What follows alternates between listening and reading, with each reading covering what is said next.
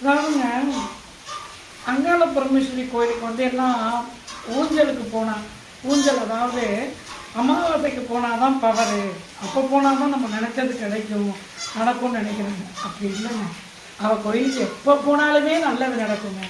ஆமாங்க, குழந்தை இல்லையா, அவளை போய் பாருங்கள். செய்வின சூனியமாக அவளை போய் பாருங்கள். வீட்டில் குடும்ப பிரச்சனையா, அவளை போய் பாருங்கள். கொடுத்த கடன் காசு வரலையா, அவளை போய் பாருங்கள்.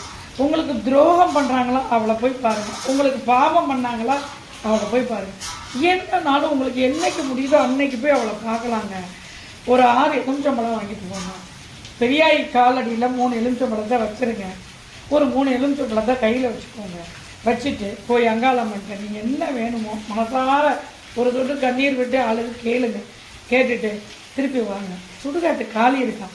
உங்களுக்கு யார் கெட்டது செஞ்சாங்களோ, இல்லை யார் உங்களை வந்து பாவம் பண்ணாங்களோ, இல்லை எனக்கு ரொம்ப மனசு கஷ்டமாக இருக்கு அவங்கள கடவுள் கேட்கணும்னு நினைக்கிறவங்க, அந்த சுடுகாட்டு காலிக்கு பின்னாடி பார்த்தீங்கன்னா சூழாயுதம் இருக்கும்.